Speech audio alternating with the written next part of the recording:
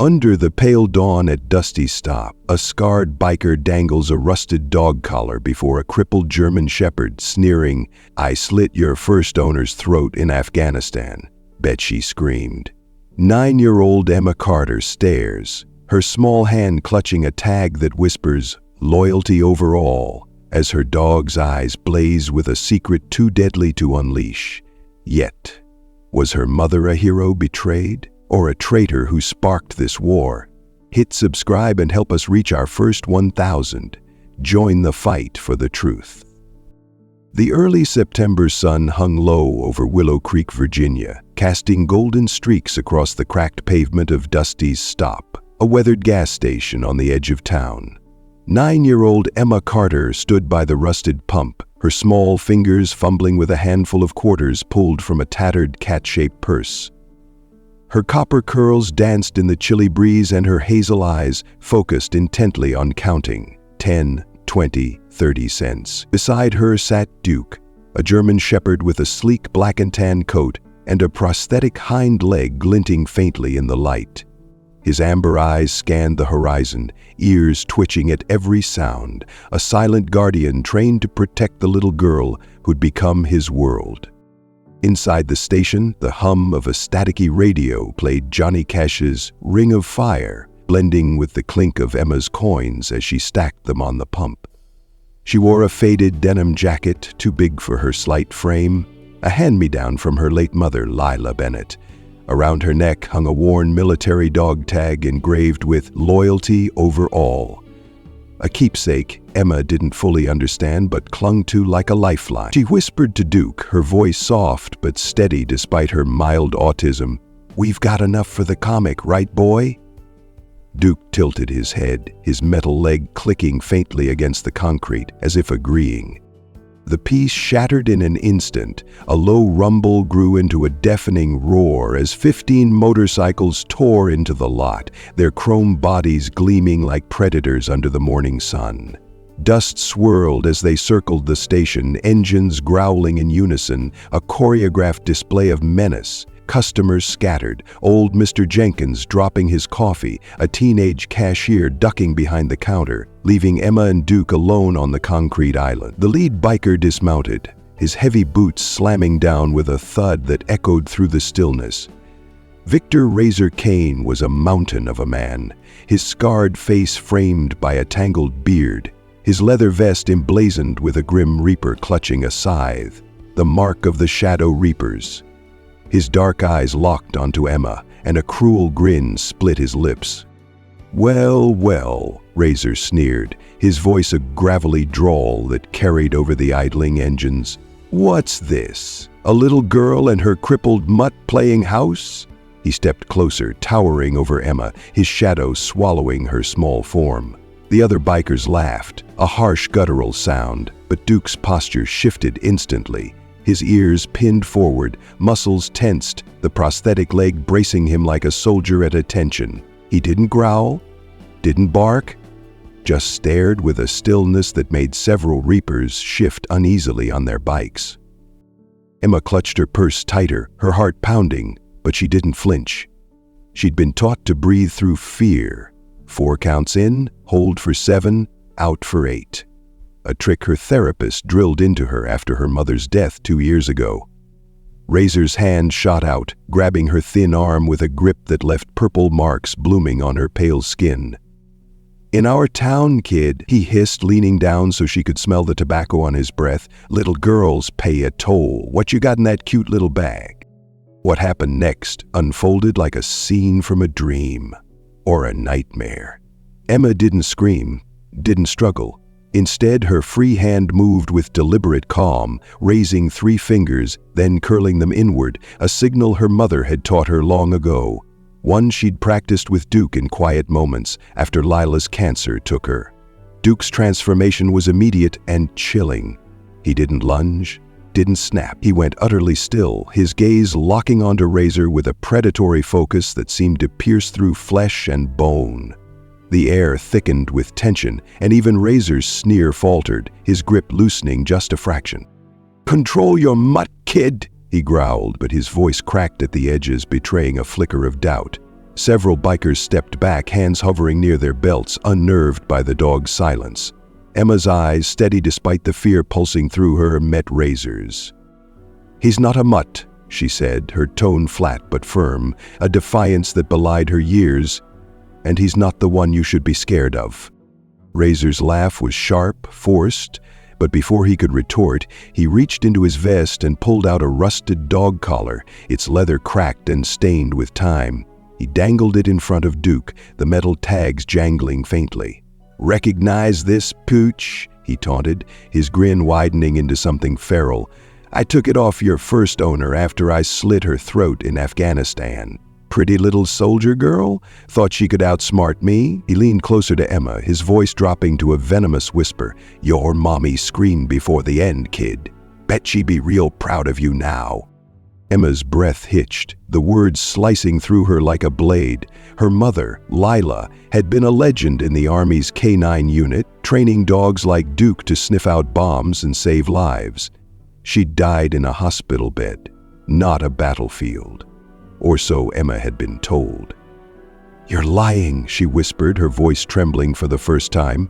"Mom didn't die like that." Duke's ears flicked, a low rumble building in his chest, not a growl, but something deeper, primal, a warning that vibrated through the ground. Razor's eyes narrowed, his bravado wavering as he saw the doubt in Emma's face turn to something harder. She reached for her phone, a scratched-up old model tucked in her jacket pocket, but Razor was faster. He snatched it from her hand, slamming it onto the pavement and crushing it under his boot with a sickening crunch. "No calling Daddy for help," he spat, grinding the shards into the concrete. "In Willow Creek, the Shadow Reapers own everything, starting with you." Emma's fingers tightened around the dog tag at her neck, the engraved words pressing into her palm. Loyalty over all. Duke's rumble grew louder, his prosthetic leg gleaming like a weapon in the sunlight. Razor stepped back, raising a hand to signal his crew, but his gaze darted between the girl and her dog, uncertainty creeping into his stance. "This ain't over, kid," he muttered, mounting his bike. The engines roared to life, a wall of sound that shook the station's windows as the Reapers peeled out, leaving dust and dread in their wake. Emma stood frozen, her arm throbbing, her broken phone glinting in the dirt. She knelt beside Duke, pressing her forehead to his fur, whispering, "He's wrong, right? Mom didn't die like that." Duke whined softly, nudging her with his nose, but his eyes stayed fixed on the horizon where the bikes had vanished. For the first time, Emma wondered if the stories she'd been told about her mother, about Duke, were only half the truth. And in that moment, a spark ignited in Willow Creek, one that would burn brighter and fiercer than anyone could imagine. The sun had barely climbed above the trees when Willow Creek woke to the echoes of the previous day's chaos at Dusty's stop. Word spread fast in a town of 9,000 souls. By noon, the confrontation between Emma Carter and Victor Razor Kane was the only thing anyone talked about. At the modest two-story house on Cedar Lane, Emma sat cross-legged on the living room floor, her broken phone in pieces beside her. Duke lay stretched out nearby, his prosthetic leg clicking faintly as he shifted to keep her in sight. His amber eyes followed her every move, a silent promise forged in battles she could only imagine. Emma traced the words on her mother's dog tag, "Loyalty over all."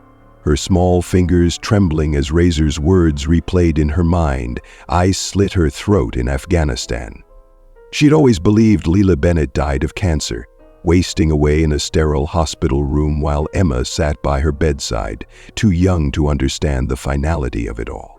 But Razor's taunt gnawed at her, planting seeds of doubt in the ordered world she clung to. Her mild autism made chaos unbearable, but animals, especially Duke, made sense when people didn't. She whispered to him, "You were with Mom over there. You'd know if he was lying, right?" Duke whined softly, nudging her hand, but his silence offered no answers. Upstairs, Colonel Ethan Steele Bennett paced the hallway, his boots thudding against the worn hardwood. A man forged in war, his silver-streaked hair and weathered face bore the scars of a life spent commanding men into hell and back. He'd earned his nickname Steel, surviving an IED blast in Afghanistan's Red Dawn operation. But the explosion that killed half his unit, including Noah Kane, left wounds no metal could heal. PTSD kept him awake most nights, reliving the moment he ordered a retreat, a decision he believed cost lives and, later, his wife's chance at survival. When the Army cut his pension over the fallout, he couldn't afford Lila's experimental treatments. Her death was his failure, and Emma was all he had left to prove he could still protect something. The doorbell jolted him from his thoughts. Sophie Bennett, his younger sister, stood on the porch. Her nurse's scrubs wrinkled from a long shift at Willow Creek General. Her hazel eyes, so like Emma's, carried a quiet urgency. "Ethan, we need to talk," she said, stepping inside.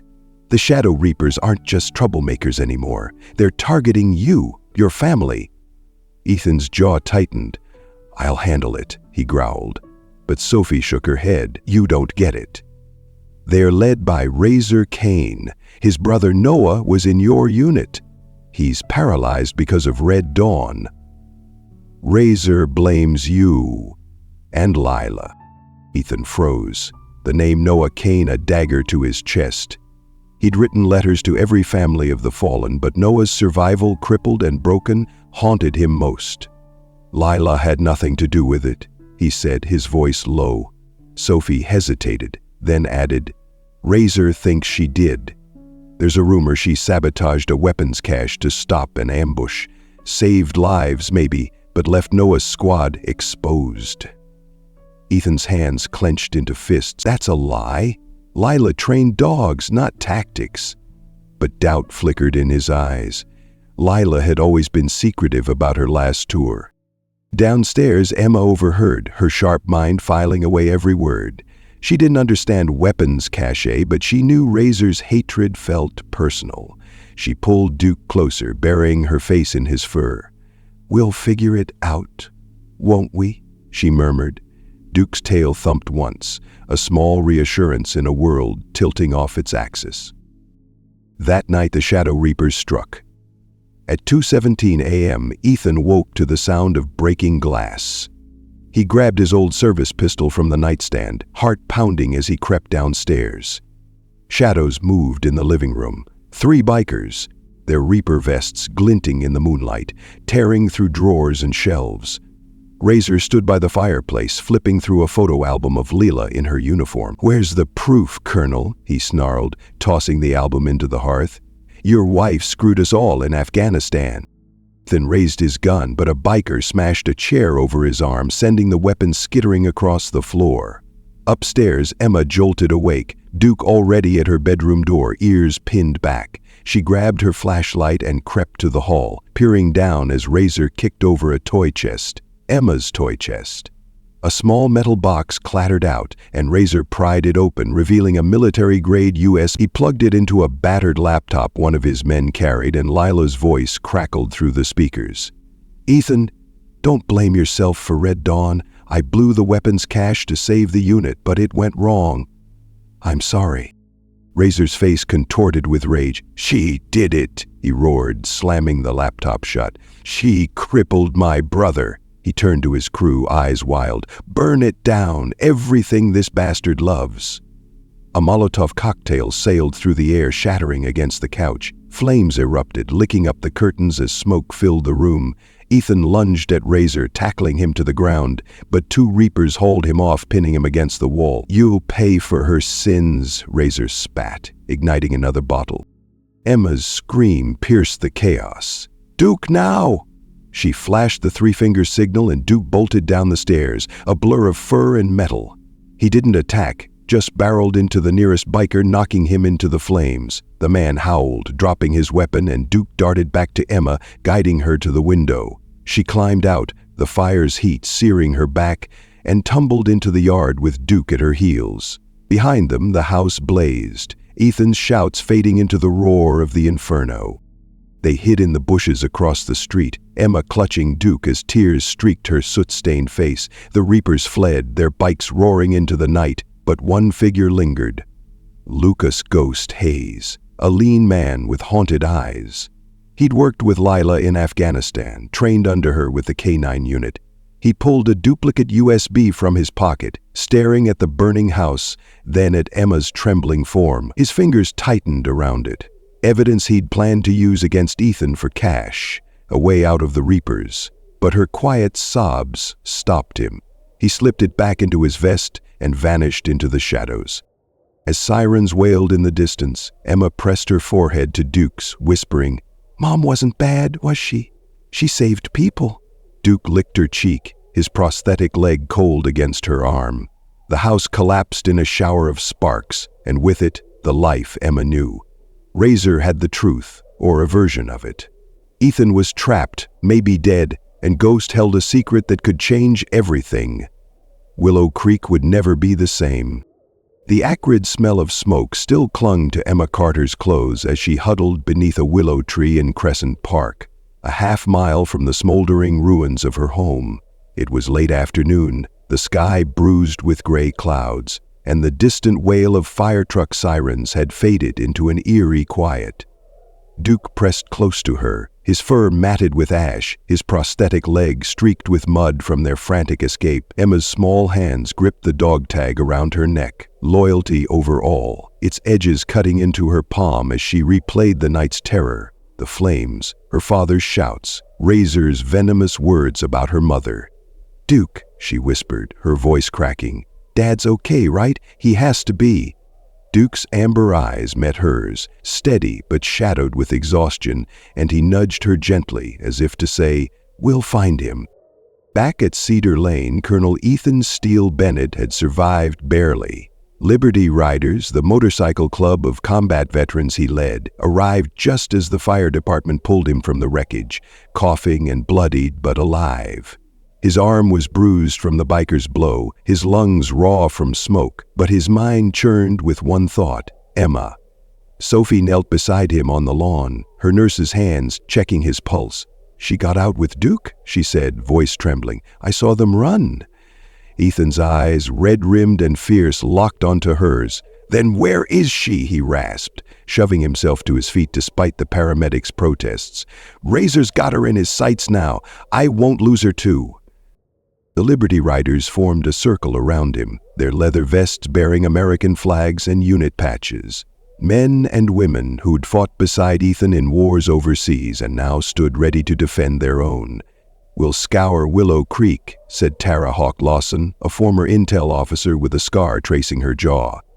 "Razor's gone too far. This is personal."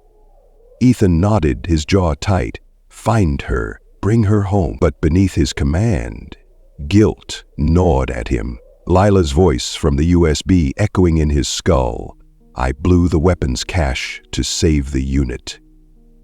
Had her choice in Afghanistan set this nightmare in motion? Emma didn't know her father was alive. She'd seen the house collapse, heard his last shout, and assumed the worst. Her ordered mind, usually a refuge of patterns and logic, spun with chaos. She needed a plan, a way to fight back, but first she needed Duke safe. Crescent Park was their sanctuary, a quiet spot where she'd read comics with him every Tuesday after therapy. Now, it felt like a trap waiting to spring. She pulled a granola bar from her jacket pocket, splitting it with Duke. "We'll wait till dark," she told him, "then find Aunt Sophie." Duke swallowed his half, his ears twitching at a faint rumble in the distance. That rumble wasn't the wind. 3 Shadow Reaper motorcycles rolled into the park, their engines a low growl that vibrated through the earth. Razor wasn't with them, but the leader, Viper, a wiry man with a snake tattoo curling up his neck, dismounted with purpose. Caleb Viper Russo was Sophie's secret boyfriend, a fact Emma didn't know, and his presence here wasn't coincidence. Razor had sent him to finish what the fire started. "Spread out," Viper barked to his crew. "The kid and that damn dog can't have gone far." In his hand, he held a handheld device emitting a high-pitched whine, military-grade tech designed to trigger pain in trained K9s. Emma's breath caught as Duke's ears flattened, a sharp yelp escaping him. She grabbed his collar, whispering, "Stay quiet," but the sound hit him like a shockwave. His body trembled, memories of Afghanistan flooding back, shrapnel tearing through his leg, Lila's voice fading as medics dragged him away. Viper grinned, advancing toward the willow. "Come out, little girl," he called. "We just want the mutt." Emma's heart raced, but she acted fast, shoving Duke behind the tree and slipping the dog tag into his collar. "Hide," she hissed, then stepped into view, hands raised. "Leave him alone." Viper's eyes narrowed, but before he could grab her, Duke lunged, not to attack, but to distract. He bolted past Viper, drawing the biker's attention, his prosthetic leg clanking as he darted toward the playground.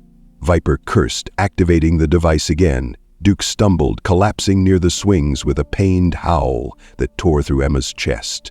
Two Reapers pounced, locking him in a steel crate, his cries echoing as they dragged it to their truck. Emma ran after him, but Viper caught her arm, yanking her back. "You're coming too, kid," he snarled, tossing her into the truck's cab. Razor's voice crackled through Viper's radio. "Got the dog?" Viper smirked, "and a girl, sending proof now." He filmed Duke thrashing in the crate, blood seeping from where his prosthetic had rubbed raw, then panned to Emma, tears streaming down her face as she pounded the window. The video hit Ethan's phone minutes later, Razor's voice cold. "Disband Liberty Riders, Colonel, or the dog dies first. Slowly, then the kid." Ethan's fist slammed into the charred wall of his garage, shattering drywall. "No!" he roared, turning to his crew. "We end this now." But the riders hesitated. Hawk stepped forward, voice firm. "We don't abandon family, Steele. You taught us that." Ethan shook his head, eyes haunted. "I can't lose her like I lost Lila." The group stood firm, engines revving as they prepared to hunt. Meanwhile, in the truck, Duke's whimpers grew faint.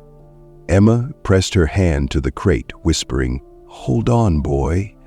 Then, with a courage she didn't know she had, she slipped her fingers through the bars, signaling Duke to chew. He gnawed at his prosthetic strap, snapping it free, and with a burst of strength smashed the crate open. The truck swerved as Duke leapt into the cab, knocking Viper aside. Emma scrambled out, Duke dragging her into the woods bordering the park. Bullets whizzed past as the Reapers fired, but Duke shielded her, his body a wall of fur and resolve. They collapsed behind a fallen log, Duke's flank heaving, blood pooling beneath him. Emma sobbed, cradling his head.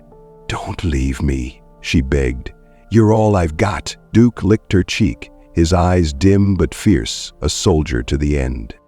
Back in town, Ethan stared at the video looping on his phone, Duke's cries searing into his soul. He punched the wall again, blood dripping from his knuckles. "Razor wants a war," he muttered. "He's got one." But deep down he wondered if disbanding the Riders was the only way to save his daughter, or if he'd already failed her just like he'd failed Lila. The stakes were higher than ever, and Willow Creek teetered on the edge of ruin. Night fell over Willow Creek like a heavy shroud, the air thick with the scent of pine and the distant tang of smoke from the Bennett's ruined home. Emma Carter crouched in the woods near Crescent Park, her denim jacket torn, her knees scraped raw from the fall. Duke lay beside her, his breathing shallow, blood matting his fur where his prosthetic had once been. She pressed her small hands against his flank, tears streaming down her soot-streaked face. "Stay with me, Duke," she whispered, her voice trembling but resolute. "We've got to save Dad." Duke's amber eyes flickered, his strength fading, but he nudged her hand, a silent vow to fight on. Miles away, Colonel Ethan Steele Bennett stood in the Liberty Riders' makeshift command post, a garage behind the VFW hall, surrounded by maps and crackling radios. His arm was bandaged, his face etched with exhaustion, but his eyes burned with a soldier's fire. The video of Duke's torment and Emma's pleas looped on a cracked phone screen, each cry slicing deeper into his soul. Tara Hawk. Lawson coordinated the riders, her voice sharp over the chatter. "Razor's holed up at the old mill on Route 99. We've got 20 riders ready to roll." Ethan slammed a fist on the table. "We hit them hard, no mercy." But Sophie, hovering near the door, grabbed his arm. "Ethan, wait.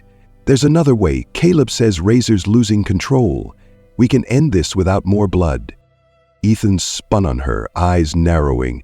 "Caleb? Your Reaper boyfriend?" Sophie flinched but stood her ground. "He's risking everything to help us. He says Noah's the key Razor's brother. If we get to him, we can stop this." Ethan's jaw clenched. The name Noah Kane, a ghost from Red Dawn, the mission that broke his unit, and he feared his family. "Fine," he growled. "But if this fails, I'm tearing that mill apart brick by brick."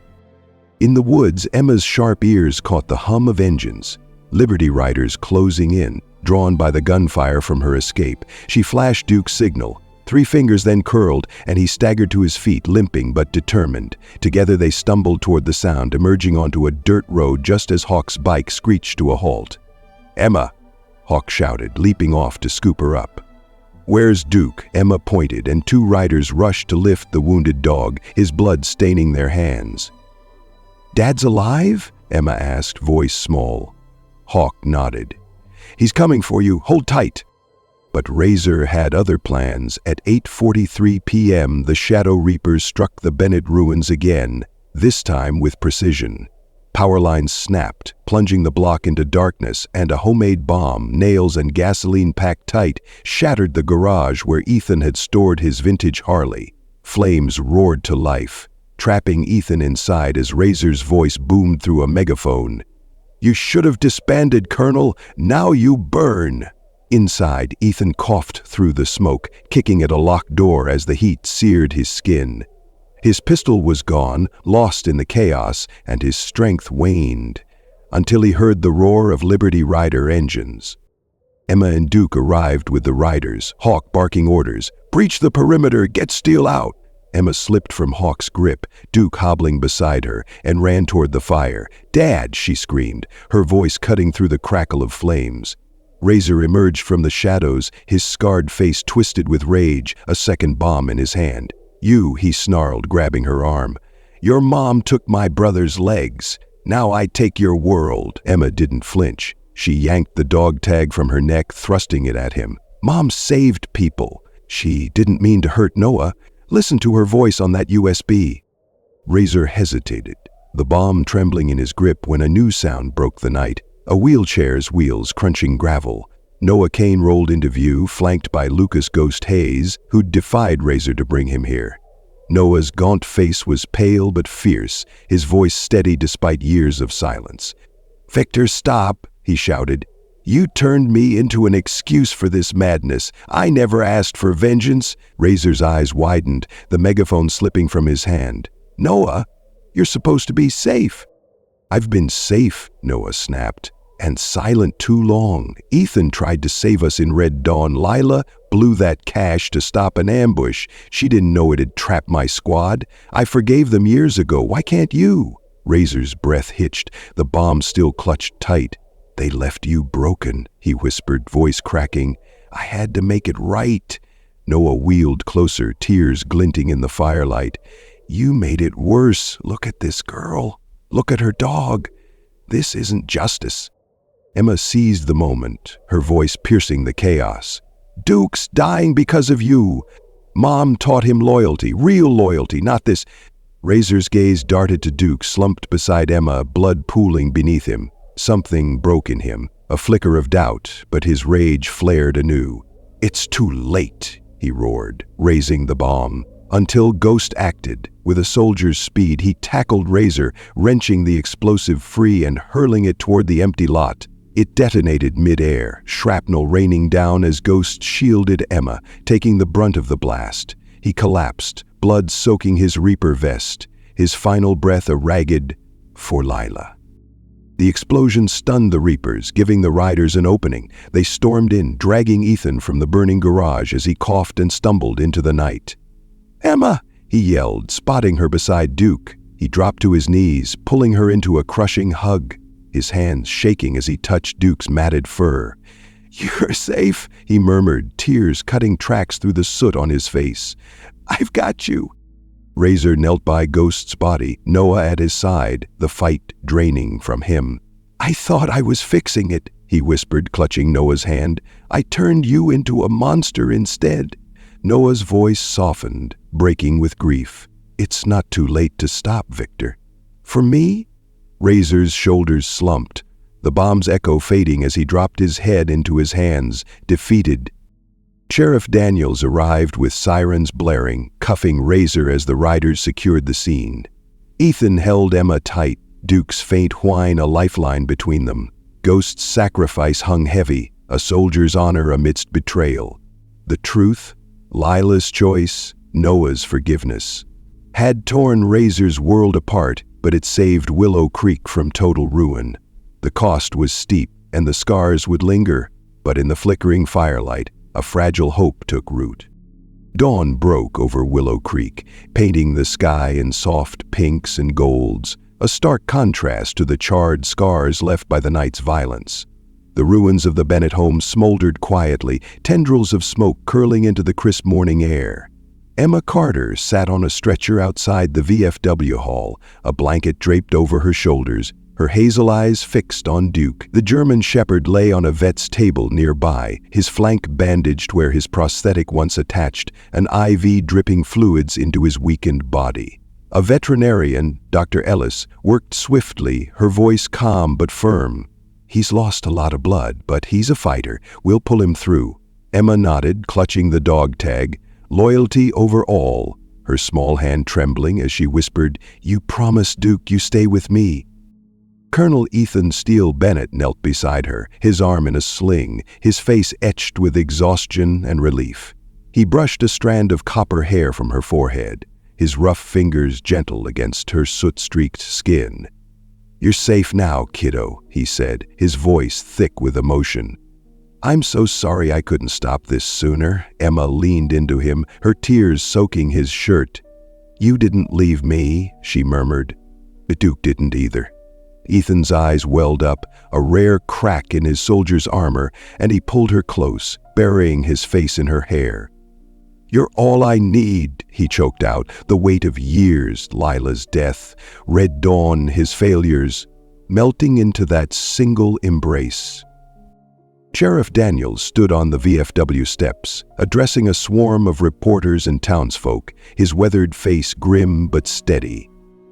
At 2:39 a.m., Victor Razor Kane surrendered to custody, he announced, his voice cutting through the murmurs. "All hostages are safe. The threat to Willow Creek is over for now." Behind him, Razor sat in a cruiser, handcuffed, his head bowed as Noah Kane watched from his wheelchair, flanked by Sophie Bennett. Noah's gaunt features were tight with sorrow, his hands gripping the armrests. "I couldn't see him," he told Sophie quietly, refusing to meet his brother's gaze. "Not yet. Maybe never." The aftermath unfolded with a quiet intensity. Razor faced a litany of charges: arson, kidnapping, terrorism, ensuring decades behind bars. The Shadow Reapers fractured, some fleeing town, others turning themselves in after Lucas Ghost Hayes' sacrifice shattered their loyalty. Ghost's body lay under a tarp near the mill, his Reaper vest stained with blood, a testament to his final act. Ethan approached it, pausing to salute silently, a soldier honoring a fallen comrade despite the betrayal that had marked their path. "You gave her a chance," he muttered. "That's enough." Willow Creek didn't wait to heal. By noon, residents gathered at the town square, hammers and saws in hand, rebuilding what Razor had destroyed. The diner, the hardware store, even the VFW hall's scorched porch. Neighbors worked side by side, their chatter a mix of anger and resolve. "He took my livelihood," grumbled Hank Riley, the hardware owner, hauling charred beams. "But he won't take my town." Beside him, Tara Hawk Lawson directed Liberty Riders, their military precision turning chaos into order. Ethan joined them, his sling discarded, lifting planks with a determination that silenced his PTSD's whispers. At least for today. 6 months later, the town unveiled the Leela Bennett K-9 Training Center, a sprawling facility funded by community donations and a mysterious $10,000 cash gift, rumored to be Ghost's last act, mailed anonymously before the final night. A bronze statue stood at its entrance, Duke proud despite his missing leg, beside Ghost, holding the dog tag aloft. Emma cut the ribbon, her voice clear over the crowd's applause. "Mom said loyalty isn't just fighting," she began, glancing at Duke, now healed and wearing a new service vest. "It's sacrificing when it matters most. Duke taught me that. Ghost did too."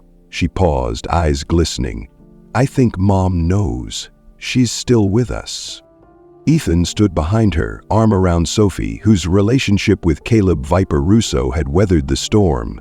Caleb, free of the Reapers, worked as a mechanic, his hands now building instead of breaking.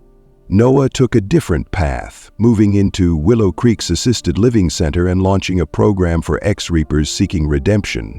"I know what it's like to lose yourself to anger," he told the town council, his voice steady despite the wheelchair's confines. "They deserve a chance to find purpose again." His proposal sparked debate. Hank Riley argued, "They burned my store, why help them?" But Emma's words swayed the room. "Mom said, every dog gets a second chance. People are harder, but it's the same idea." A year to the day after Razor's first threat at Dusty's stop, Willow Creek hosted its first community unity fair. Booths lined the square, riders taught motorcycle repair, ex-Reapers offered job training, and Duke demonstrated canine drills with Emma, his movements crisp despite the scars. Kids swarmed them, awed by the dog who defied death, while adults watched with a mix of pride and unease. Ethan and Noah shared a stage, their words a bridge over a fractured past. "Red Dawn broke us both," Ethan said, his voice carrying across the crowd. "But misunderstanding turned pain into poison. We're here to stop that cycle." Noah nodded, his hands clasped tight. "I let Victor twist my hurt into his war. I won't let it define me or this town anymore." The crowd applauded, but whispers lingered. Could Razor ever be forgiven? Noah's refusal to visit him in prison left the question open, a raw edge to the healing. Later, as Ethan tucked Emma into bed, now in a rebuilt home on Cedar Lane, she asked, "Dad, why didn't Noah see Razor?" Ethan sighed, brushing her hair back. "Sometimes, sweetheart, forgiving yourself is hard enough. Noah's still working on it." The fair's final moment came at dusk. Emma and Duke performed a trust game Lila had devised. Emma blindfolded, Duke guiding her through an obstacle course with gentle nudges. Their shadows merged in the fading light, a symbol of unbreakable bonds. Sheriff Daniels watched with Sophie, a rare smile creasing his face. "Never thought I'd see this," he said. Sophie nodded. "It's Emma and Duke. Truth from a kid and a dog changed everything." The narrator's voice closed the tale. Willow Creek rose from ashes because courage wears small faces and scarred paws. Razor's fate, Ghost's choice, Noah's silence. Where do you stand? Is forgiveness a gift or a burden? Tell us below. Like, subscribe, and let's keep this story alive. As Emma hugged Duke under the stars, her quiet strength whispered a truth. Loyalty could heal, even when it couldn't erase the past.